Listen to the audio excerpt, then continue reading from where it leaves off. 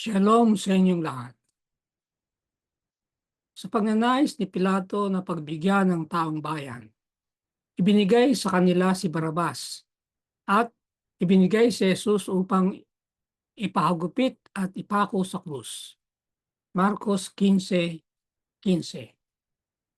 Welcome po sa Good and Faithful channel dito sa YouTube. Dalangin kong maging pagpapala ito sa iyo tuwing ikaw ay magbubukas at manunod. Ang pangunahing mapapanood mo ay ang pagtatalakay ng lingguhang pag-aaral ng salita ng Diyos. Darating ang araw na madaragdagan ito ng mga serye ng pag-aaral sa iba pang paksa tungkol sa pagiging katiwala ng Diyos.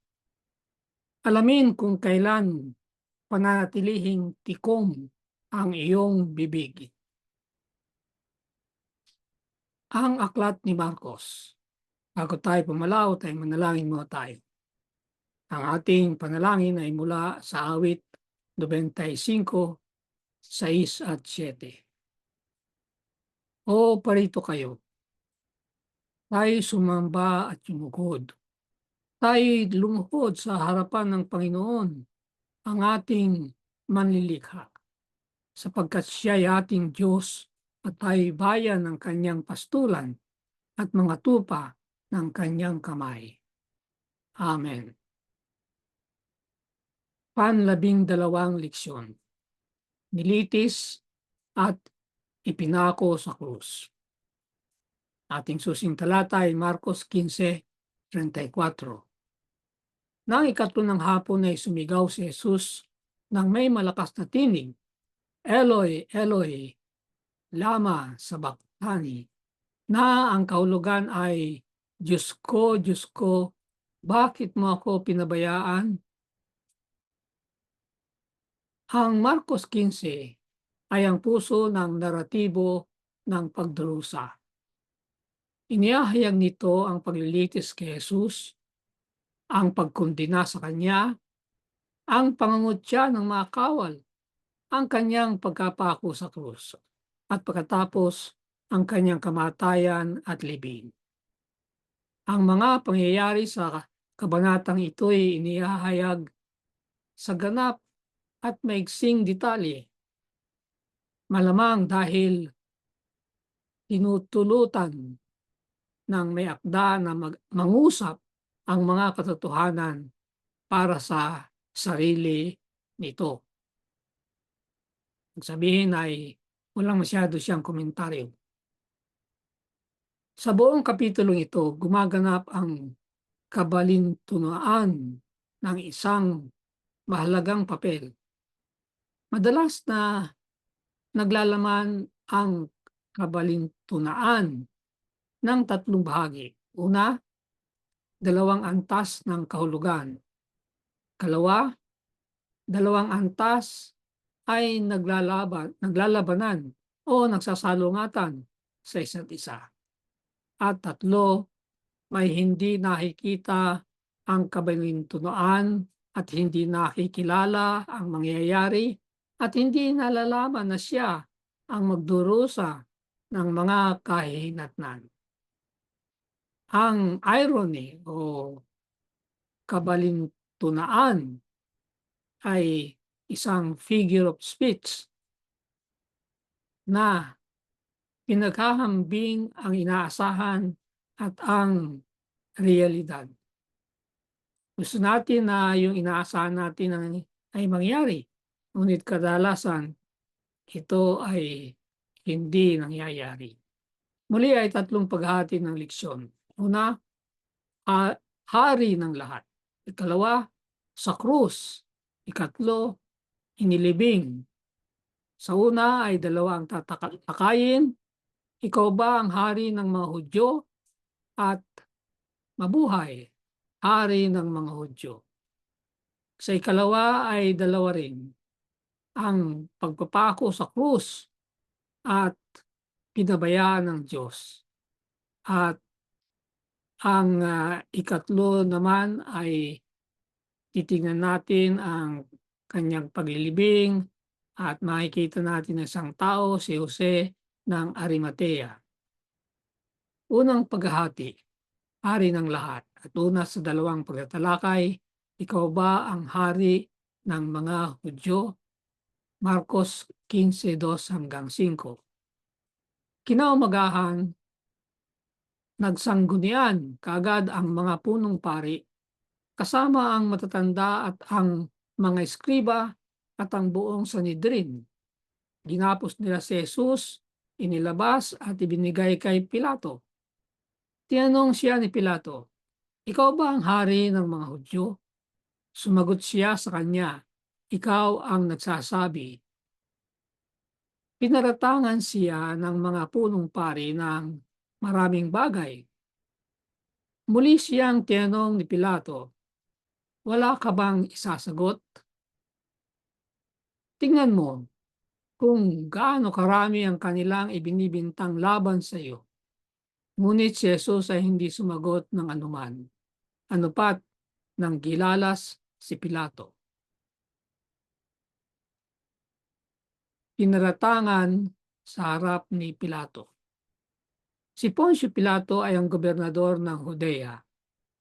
Hindi siya mabait na leader at ilang bilang ng kanyang mga kilos ay nagdulot ng pagkabalisa sa mga naninirahan sa lupain.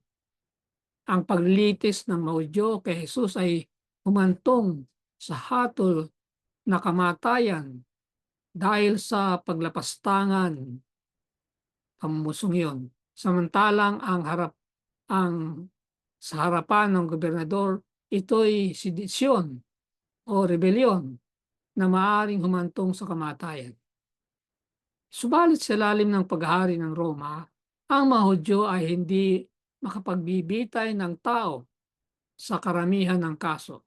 At kaya dinala nila si Jesus kay Pilato para sa paggawad ng parusa. Ang akusasyon laban kay Jesus ay sa harapan ni Pilato ay hindi nabanggit, ngunit maaaring matiyak ang akusasyon batay sa maiksing tanong ni Pilato kay Jesus. "Ikaw ba ang hari ng mga Hudyo?" Sa panahon ng lupang tipan, pinapahira ng langis ng Israel ang kanilang mga hari, kaya't hindi mahirap makita kung paanong ang salitang Mesyas, ang pinahiran, ay maaring pilipitin sa pag-angkin ng pagsamba na nakikipagkompetensya sa emperador. Rebelyon yun. At ang rebelyon, siyempre, ang katapat ay kamatayan. Kaya nga, ang tanong ay, ikaw ba ang hari ng mga Hudyo? Pag sinabi niyang, oo, aba, kalaban na yan, ikipagkompetensya. Yun ang dahilan na dinala sila kay Pilato. Kaya ang akusasyong tinala sa harapan ng Hinadrin ay pamumusong, samantalang sa harapan ng gobernador ay sedisyon o rebelyon na hahantong sa kamatayan. Hindi kasi pwede yung pamusong. Kabalintunaan, si Jesus ay kapwa Mesyas at Hari. Ang mga paghatol sa kanya para sa paglapastangan at sedisyon ay pagkakamali. Dapat siyang tumanggap sa halip ng paggalang at pagsamba. Gayunman, kumilos pa rin si Jesus ng isang makaharing paraan. Ang kanyang tugon kay Pilato na ikaw ang nagsasabi ay pag-iwas. Hindi niya tinatanggihan o pinagtitibay ang titulo. Ito'y tugon. Itong tugon na ito ay maaaring magmungkahi na siya'y hari, ngunit sa ibang uri. Sabi sa Juan 18:33-38, ang kaharian ko, sabi ni Jesus, ay hindi mula sa sanlibutang ito. Kaya kung siya ay hari man, hindi hari na nakikipagkompetensya sa paghahari o pagiging emperador sa Roma. Talatang 6, sa bawat kapistahan ay nakaugalian na isa niyang pawalan sa kanila ang isang bilanggo na kanilang hilingin. Mayroong isa na kung ang tawagin ay Barabas na nakakulong kasama ng mga manghihimagsik na sa panahon ng paghihimagsik ay pumatay ng tao. Kaya't lumapit ang karamihan at nagpasimulang hilingin sa kanya na kanila'y gawin ang ayon sa kanyang kaugalian. Sinagot naman sila ni Pilato, ibig ba ninyong pawalan ko sa inyo ang hari ng mga Hudyo? Si Barabas, nakakatuwa, ay ang buong pangalan niya ay Jesus Barabas. Makikita niyo yan sa English sa version ng New International Version. Hindi lang Barabas, kundi Jesus Barabas. Maski nasa New King James Version, kung titingnan nyo ang footnote o margin, ay sinasabi ro na Jesus Barabas. Pagkaunawa at walang pagkaunawa. Pinapasok ng talatang 6 ang isang kaugalian ng pagpapalaya sa isang bilanggo sa panahon ng Paskwa. Nagtatanong si Pilato kung ang nais nilang palayain ay ang hari ng mga Hudyo, si Jesus yun. At bagamat maaaring sinadya niya itong balintuna, ang kabalintunaan ay talagang lumalabas na laban sa kanya. Bakit? Napagtanto ni Pilato na ibinigay ng mga lider ng relihiyon si Jesus dahil sa inggit. Ngunit hindi niya nahiwatigan na sa pagtanong sa karamihan, siya'y napaglalaruan ng mga lider ng relihiyon. Kinilos nila ang mga tao at nanawagan para sa pagpapako kay Jesus sa krus. Naudlot si Pilato. Ang pagpapako sa krus ay gayong isang kakilakilabot na paraang mamatay, lalo na para sa isang taong itinuturing niyang walang kasalanan. Napakasakit na balintuna na ang paganong gobernador ay nagnanais palayain ang Mesyas, samantalang nais siyang ipako sa krus ng mga lider ng relihiyon. Ang problema kay Pilato ay wala siyang political will na ipatupad ang tama kahit hindi popular. Kaya naghugas na lang siya ng kamay. Hugas kamay. Yun. Pangalawang pagtatalakay. Mabuhay, hari ng mga Hudyo. Marcos 15:15 hanggang 20. At sa pagnanais ni Pilato na bigyang kasiyahan ng taong bayan, pinalaya si Barabas para sa kanila. Pagkatapos na ipahagupit si Jesus, siya ay ibinigay niya upang ipako sa krus. Pagkatapos ay dinala siya ng mga kawal sa bulwagan na siyang Pretorio at kanilang tinapon ang buong batalyon. Siya ay kanilang dinamtan ng kulay obe. Yan ang kulay ng mga hari. At nang makapagtirintas ng kanyang koronang tinik, ay pinutong siya nila ito sa kanya. At pinasimulan nilang pagpugayan siya. Mabuhay, hari ng mga Hudyo. Hinampas nila ang kanyang ulo ng isang tungkod. Dinuraan siya at lumuhod sa harapan niya. Pagkatapos ay siya'y kanilang libakin, inalis nila ang kanyang kulay ube na balabal at isinuot sa kanya ang kanyang mga damit. At siya'y kanilang inilabas upang ipako sa krus. Gumagamit ng isang matinding forma ng pambubugbog ang mga Romano, ang isang malupit na paraan ng paghampas upang ihanda ang mabilanggo para sa pagbitay. Sabi rito ay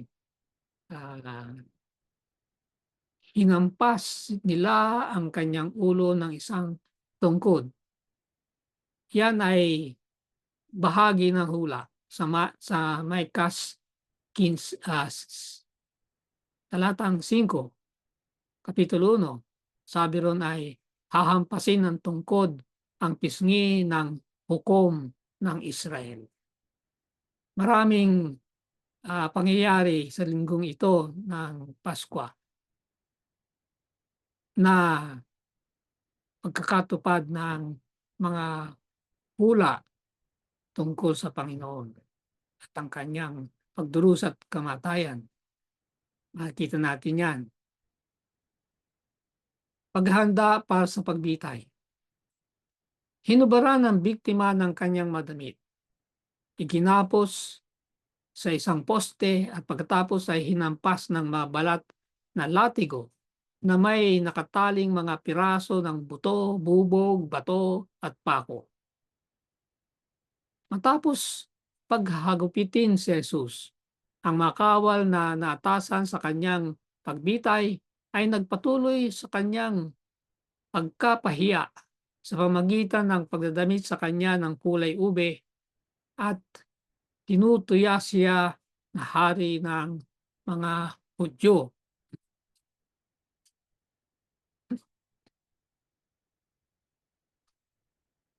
Kabalintundaan, si Jesus ay hari rin ng mga Romano.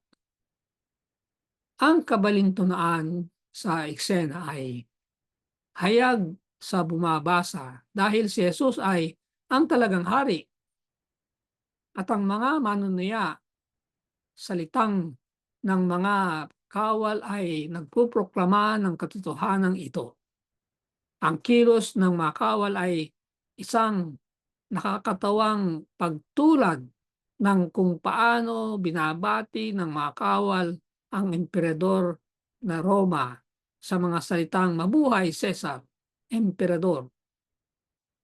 Kaya merong nagpapahiwatig na paghambing sa emperador. Ang kilos ng mga kawal sa pagtuya kay Jesus ay paghampas sa kanyang ulo sa isang tambo. Nakita natin kanina na binabanggit yan sa Micah. Pagdura sa kanya at pagluhod sa patuyang pagpupugay. Ang lahat ng 3 kilos na ito'y inihayag sa Grego sa imperfect tense at may ideya na nauulit ang kilos. Kaya patuloy nilang hinahampas siya, patuloy nilang dinuduraan siya, at patuloy silang lumuluhod sa kanya sa patuyang pagpupugay. Tahimik na tinanggap ni Jesus ang lahat ng ito na hindi sumasagot.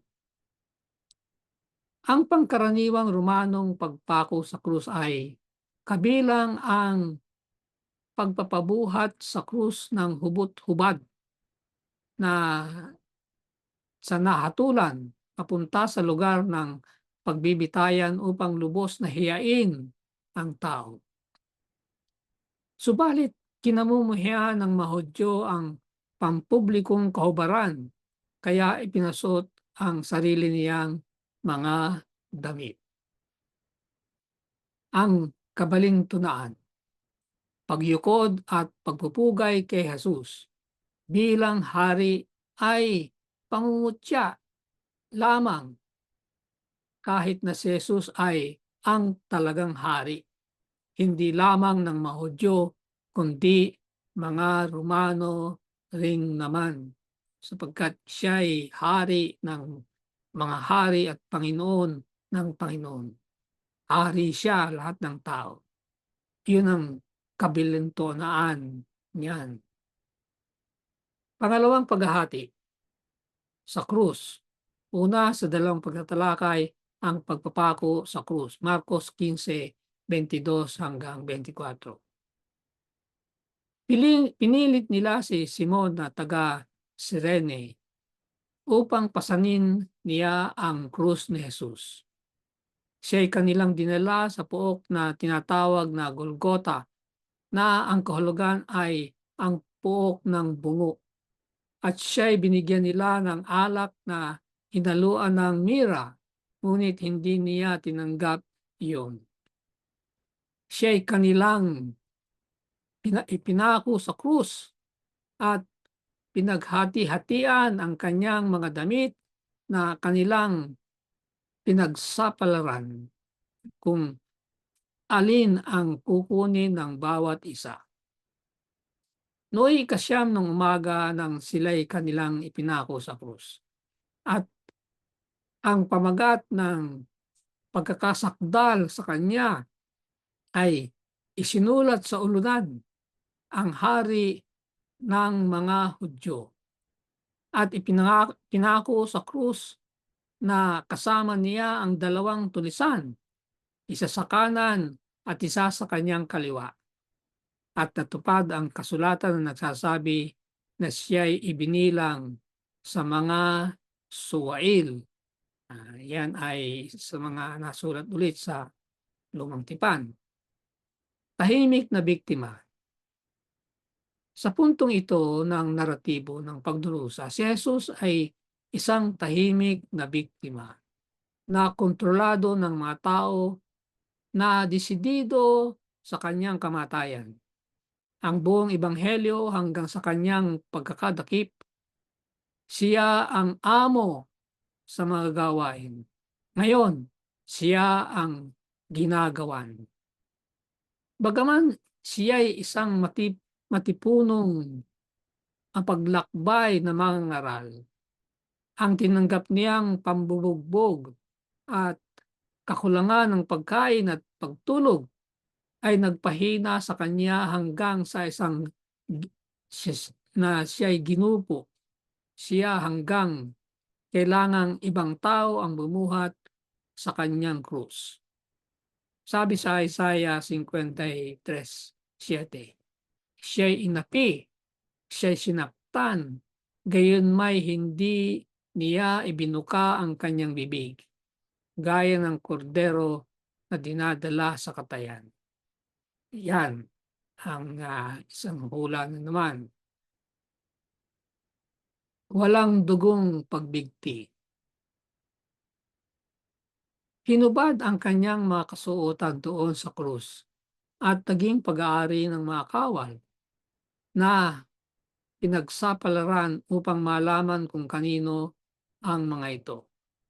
Ang hula ay masumpungan sa awit 22:18. Ang pagpako sa krus kay namang hindi madugo. Ang mga pakong ginamit ay malamang na itinarak sa pulsuhan sa ibaba ng palad kung saan walang pangunahing ugat na dumadaan. Ang palad mismo ay walang istrukturang kailangan upang dalhin ang bigat ng katawan. Kaya yung mga drawing na nakikita natin, paglalarawan na ang pagpinagpakuan sa gitna ng palad ay hindi totoo yun, hindi tama. Hindi kaya kung doon mapipigtas ang laman niya, babagsak siya. Kaya nga sa pulsuhan, sa may bandang kung saan tayo nagpupulso ng dugo doon, kasi may buto riyan na pagkakapitan ng pako. Sa Hebreo at sa Grego, ang salita para sa kamay ay maaaring tumukoy sa kamay o bisig. So, sakop yun, yung pulsuhan. Pag sinabi ng kamay ay tatama sila na sa palad. Ngunit ang salitang na ginagamit ay kamay at hindi lang yung palad, sakop yan ang bisig. Ang median nerve ay dumadaan sa pagitan ng bisig at madudurog ng mga pako na magdudulot ng napakasakit paakyat sa braso. Mahirap din huminga. Upang makakuha ng magandang paghinga, kinakailangang tumulak ang biktima laban sa kanyang nakapakong mga paa at iunat ang kanilang mga braso na muli magdudulot ng paghihirap na kirot. Ang isa sa mga dahilan ng kamatayan ay ang pagkahapong asphyxia. Hindi makahingay, masasakal. Bagamat karaniwan ay maabot sila ng 3 araw bago mamatay. Kaya ang paghihirap nila ay talagang mahaba. Ano ang kabalintunan na naman? Kawalan ng magagawa sa krus. Tumanggap si Jesus ng katakot-takot na pangungutya at kahihiyan sa panahon ng kanyang pagkakapako sa krus. Ang Ebanghelyo ng Marcos ay may tamang kapahayagan at pagkalihim kung saan si Jesus ay karaniwang nanawagan pa sa katahimikan tungkol sa kung sino siya. Dahil dito, ang mga titulong kristolohikal gaya ng Panginoon, Anak ng Diyos, Kristo ay hindi madalas na lumalabas sa naratibo. Magbabago ang elementong ito sa krus. Hindi siya maaaring itago. Kabalintunoan na ang mga lider ng relihiyon ang gumagamit ng mga titulong ito upang kutyain si Jesus. Ang mga lalaking ito'y kinukundina ang kanilang sarili. Isa sa kanilang mga nangungutyang pahayag ay nangingibabaw. Sinabi nila, iniligtas niya ang iba, hindi niya mailigtas ang kanyang sarili. Upang maipuntos nila ang kanyang kawalan ng kakayahan sa krus, sila ay nagpapahiwatig na talagang natulungan niya ang iba. Ang pangdiwang Grego ay maaaring mga hulugang magligtas, magpagaling, o sumagip.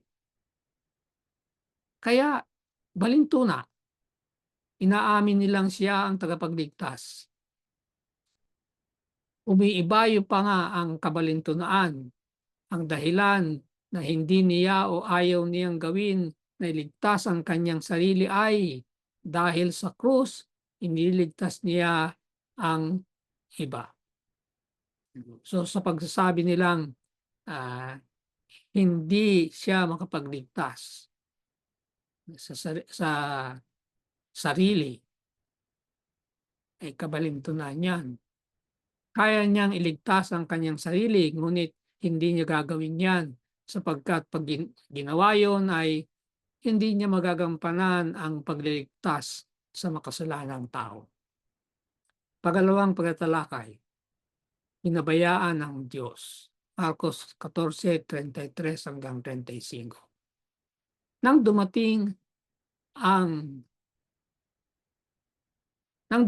ang tanghaliang tapat, nagdilim ang buong lupain hanggang sa 3 ng hapon. Nang 3 ng hapon ay sumigaw si Jesus ng may malakas na tinig, Eloi, Eloi, lama sabachthani, na ang kahulugan ay, Diyos ko, bakit mo ako pinabayaan? Nang marinig ito ng ilang nakatayo roon, mga miron, ay sinabi nila, tingnan nyo, tinatawag niya si Elias. sobrenatural na kadiliman. Inihahayag na Ebanghelyo ni Marcos ang krus bilang isang napakadilim na lugar, kapwa sa pisikal at espiritual. Bumaba sa Kalbaryo ang sobrenatural na kadiliman mula sa halos tanghali ng Biyernes na yon hanggang sa halos 3:00 ng hapon.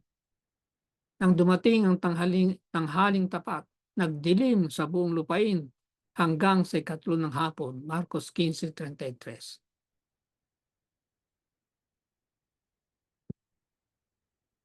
Kadiliman, sobrenatural kasi talagang madilim. Wala namang eclipse siguro. Pero nakaranas tayo sa tanghaling tapat na nagkakaroon ng eclipse ay tumidilim. Natural yon kasi may eclipse.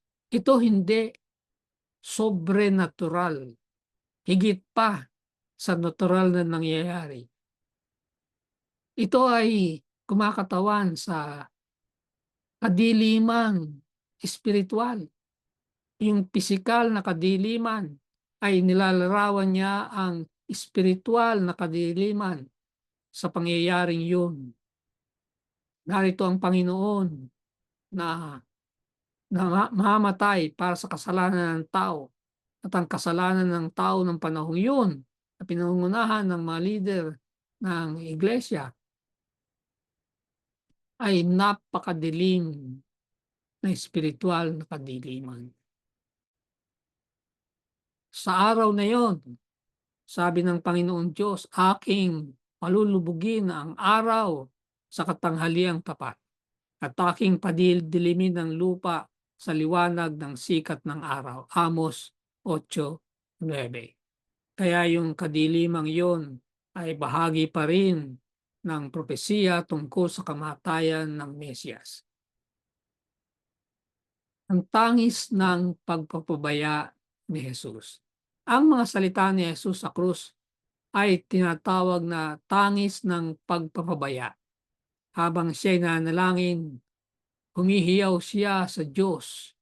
Nagtatanong kung bakit siya pinabayaan. Sumisipi siya mula sa awit 22:1.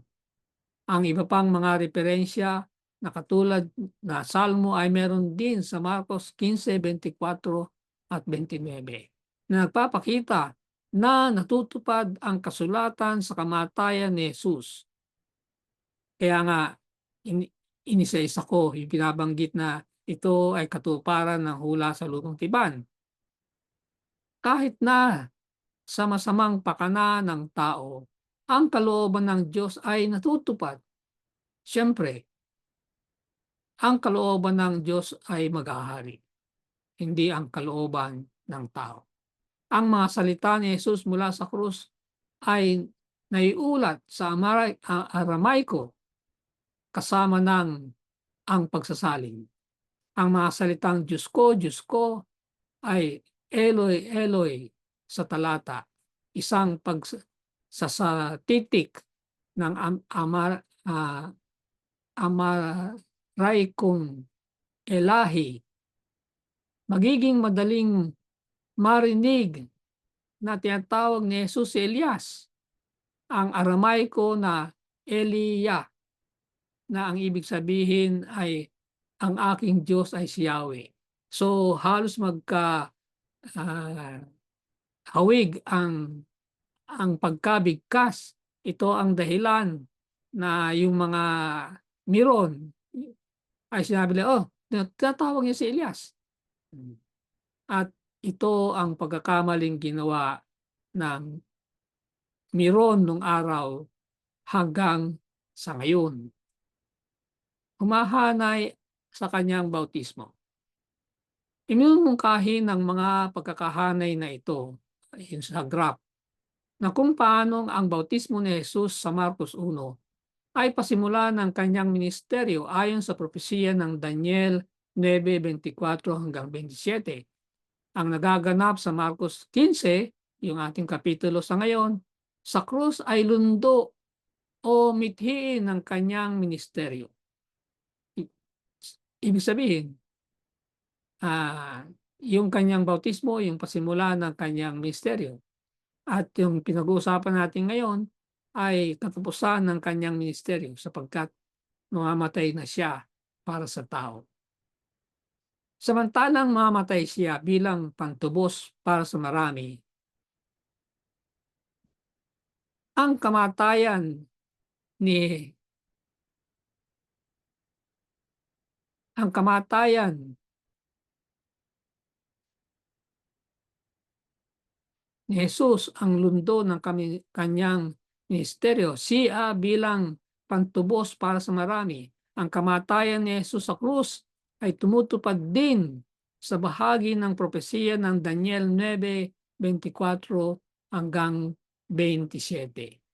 Ang pagkahapak ng tabing sa templo, Marcos 15:38 ay tumuturo sa katuparan ng sistema ng mga pag-aalay. Samantalang tinutugunan ng tipo ang katapat na tipo at nagpapasimula sa isang bagong yugto ng kasaysayan ng pagliligtas.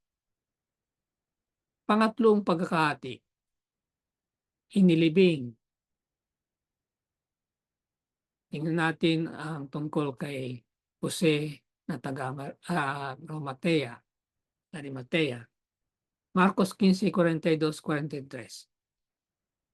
Nang magtakip silim na sapagkat noon ay araw ng paghanda, ang araw bago ng Sabat, si Jose na taga Arimatea, isang marangal na kagawad na naghihintay rin sa kaharian ng Diyos, ay may katapangang pumunta kay Pilato at hiningi ang bangkay ni Jesus. Matapos ang lahat ng dramang iyon, higit pang mga makamundong bagay ang sumunod na mangyayari. Para sa pasimula, kinakailang ilibing ang mga patay. Subalit ilang mga dahilan sa sumunod ay medyo nakakaantig sa espiritual at ang iba ay lubhang mahalaga sa kasaysayan. Kabalintunaan ng mga alagad ay nawawala sa labanan.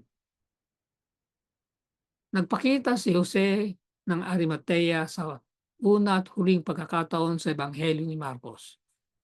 Siya ay isa sa mga iginagalang na kaanib ng Sanhedrin at isa sa mga tinatawag na pili ng lungsod. Bilang mayaman at iginagalang na tao, siya ay may katayuan sa gobernador na nagpaliwanag kung bakit nangahas siyang lumapit kay Pilato at humingi para sa katawan ni Jesus. Ito ay isang nakakaantig na detalye na ang isang kaanib ng konsilyo ay nagka-interes sa libing ni Jesus. Samantala, nasaan ang mga pinagkakatiwalaang alagad ni Jesus sa lahat ng ito?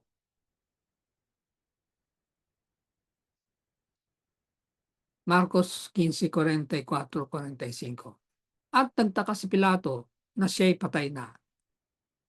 Ipinatawag niya ang senturyon at tinanong niya sa kanya kung patay na nga siya.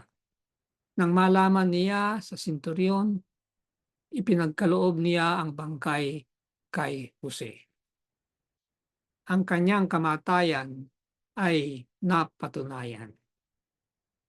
Isang detalyeng makasaysayan na sukdulan ang kahalagahan ay ang pagpapatunay na kamatayan ni Jesus. Sinabi sa Marcos 15:43 ang pakiusap ni Jose para sa katawan ni Jesus. Ngunit nagulat si Pilato na marinig na patay na si Jesus at ipinatawag niya ang senturyong mamahala sa pagpako sa krus at tinanong kung patay na si Jesus. Pinatunayan ng senturyon na gayon nga. Sinasabi sa awit 34:20, lahat nitong mga buto ay iingatan niya. Sa mga iyon ay hindi mababali ni isa. Isa na naman itong propesiya, no? Hindi babaliin ang buto niya. Bakit ganon? Eh, ang paliwanag ay nasa Juan 19:21-33. Sabi ron, sapagkat no'y araw ng paghahanda upang maiwasan na ang mga katawan ay matili sa krus sa araw ng Sabat. Hindi hindi mabuti na nandun sila araw na ng Sabat. Yun ang ibig sabihin yan. Patay. Hiniling ng mga Hudyo kay Pilato na baliin ang kanilang mga binti at sila alisin doon. Gagawin nila yon para matuli ng kamatayan. Sapagkat di nila gagawin yon, aabutin sila mga 3 araw na nandun, ay papasok na ang araw ng Sabat. Kaya't dumating ang kawal at binali ang binti ng una at ng isa pa, yung dalawang nakapako sa left and right ng Panginoong Hesus. Binali na yung paa. Ngunit nang dumating sila kay Jesus at makitang patay na, ay hindi nila binali ang kanyang mga binti. So, yung nasa awit 34:20 ay natupad. Yan.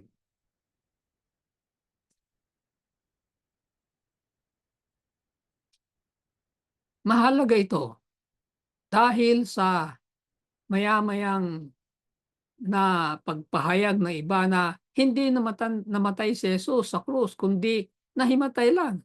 No? Hindi namatay kasi nahimatay.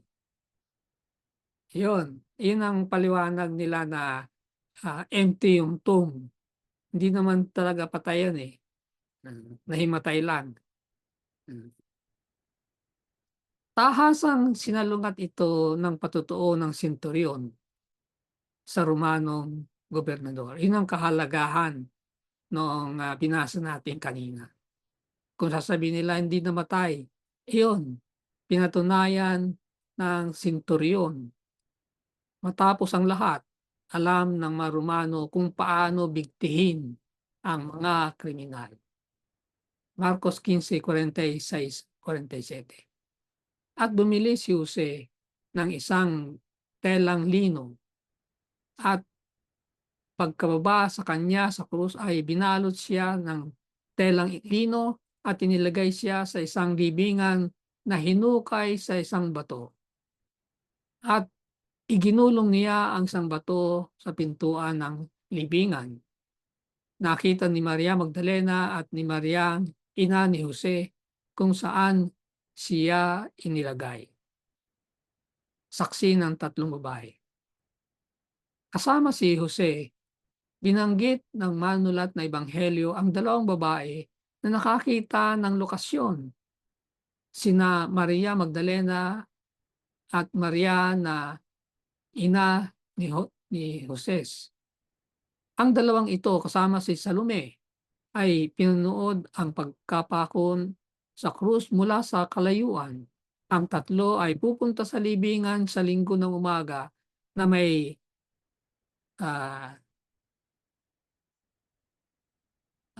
layuning tapusin ang kanilang gawain ng pag-iimbalsamo kay Jesus. Marcos 16:1. Bakit tinutukoy ang 3 babaeng ito? Sila ang magiging mga saksi sa libingang walang laman sa Marcos 16. Kaya mahalagang saksi na muling pagkabuhay ni Jesus. Ito pa ang ebidensya na talagang siya'y namatay at nabuhay na muli. Gaano ngang balintuna na ang mga tagasunod ni Jesus ay nawawala sa libingan, missing in action. Samantalang ang isang kaanib ng Sanhedrin, ang mismong lupon na humatol kay Jesus ay naging bayani rito. Si Jose ng Arimatea yun. Ang tanong sa atin, paano natin matitiyak na sa mahalagang oras ay hindi rin tayo mawala sa labanan, missing in action. Huling salita. Kay Kristo bilang ating kalili at katiyakan ay ipinatong ang kasalanan nating lahat.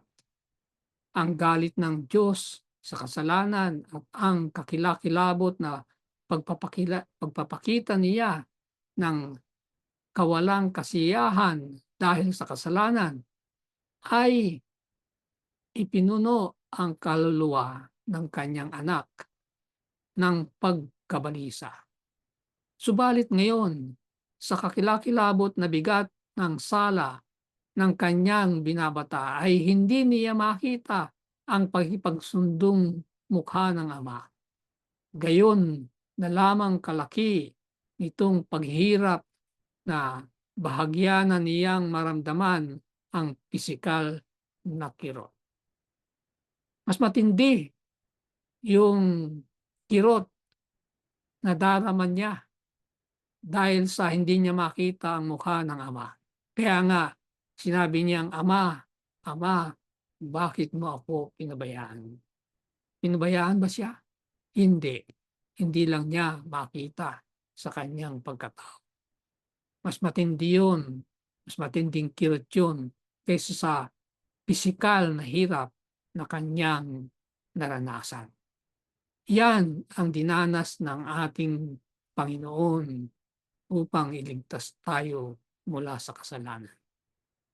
Ano ang ating tugon? Amen at amen. Dalayan ko para sa iyo. Sa ngalan ng ating Panginoong Hesus, ang ating kahalili at katiyakan, dalayan ko na ikaw sa leksyong ito'y nakarating sa realisasyon kung gaano ka kahalaga sa Diyos. Amen. Sumayin niyo ang Good and Faithful channel dito sa YouTube. Ako'y patuloy na nagpapasalamat sa mga taong tumutulong na makarating ito sa kaalaman ng marami pa. Pagpalain nawa sila ng Diyos. Malaki ang iyong magiging bahagi sa ministeryong ito kung ikaw ay magsusubscribe, kung hindi pa. At kung naging pagpapala ito sa iyo, ay mag-share at mag-like. I-click na rin ang notification bell upang kaagad na malaman mo kung may bagong video. Ang PowerPoint presentation ay may download mo rin mula sa aking Facebook account. Maraming salamat. Magkita tayo sa susunod na linggo.